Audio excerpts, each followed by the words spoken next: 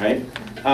So I challenge you to bring your language down because it works better. She had usability, and then she said it was easier to use.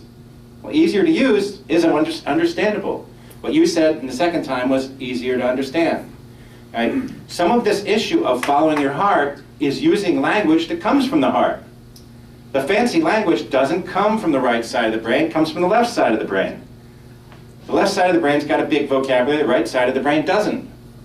Use a simple language, you'll talk from the right side of the brain. Talk from the right side of the brain, and you'll get people to come with you.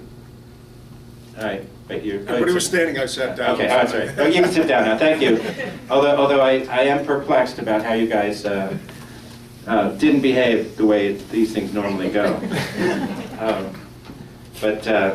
Now I could say that I got you to speak from the heart already. And that was what happened.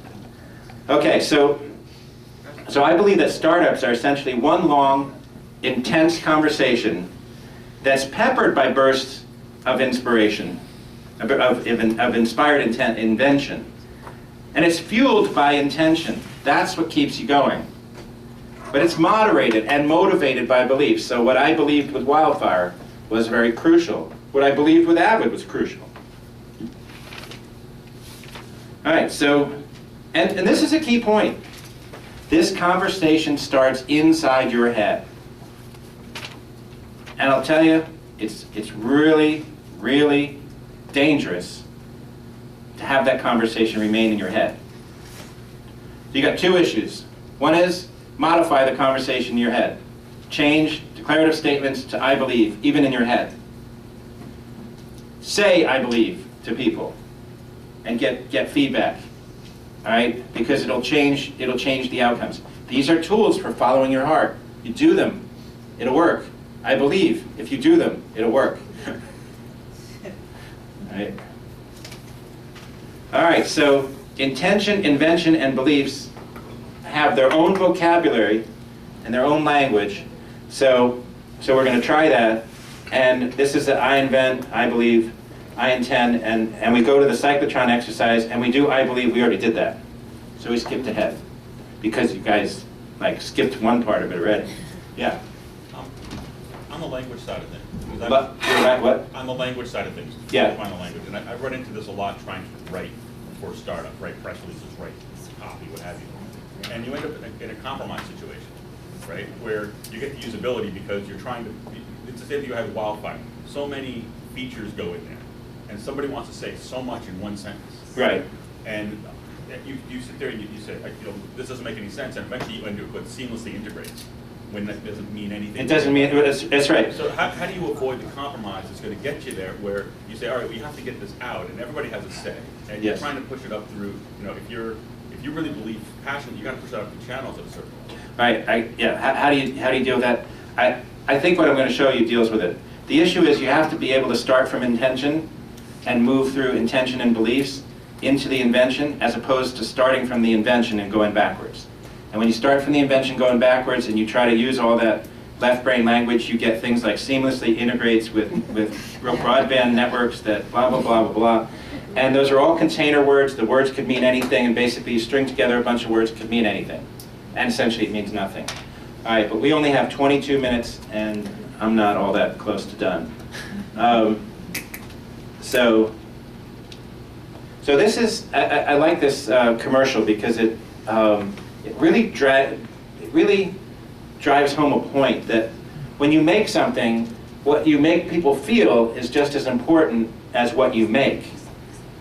And I think that as you're designing it and talking about it, it's really crucial to think about it that way. And they did such a good job on this, I want you to see it. Joy. That's who we answer to. Joy is youthful. Joy inspires works of art. It is collectible and shapes the future. Joy has a fan club. It's contagious and it can even be counted. Joy is efficient, dynamic, and unstoppable. You realized a long time ago that what you make people feel is just as important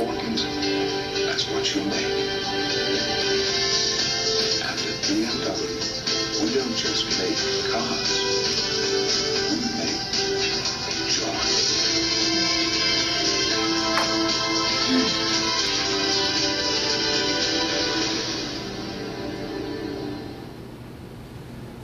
Well, for one of my birthdays, my wife rented me a BMW.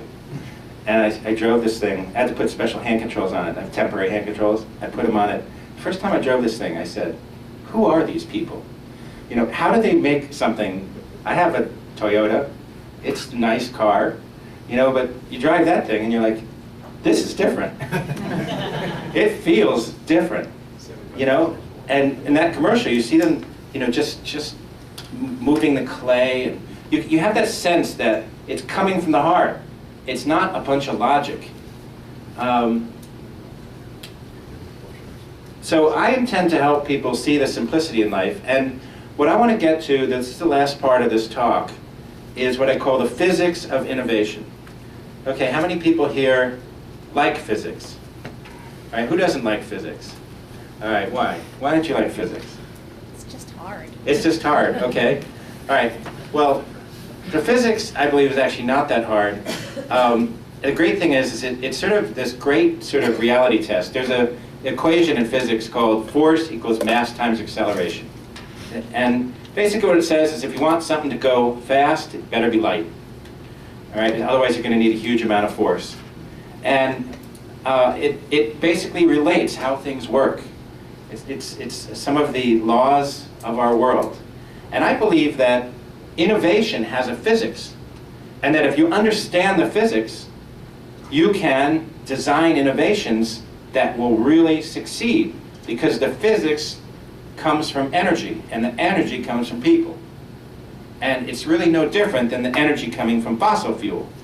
And if the issue is acceleration and the item is a car, well, the car needs to be light in order to accelerate fast, or have a giant engine, or both, in the case of BMW. Now, actually, no, they don't put giant engines in. They do everything, you know. It would be a Corvette that would have the giant engine, 600 horsepower. Okay, so I want to start with the inner loop of this physics, and I'm going to move out and out and out and show you this thing, and I'm hoping that you're going to get it, and you're going to be like, I get physics, right?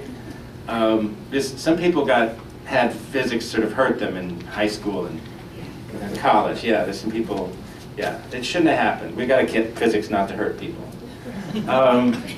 Physics is actually really good. And by the way, just a little hint, but if you see people who've majored in physics, hire them. They're really good. They really are.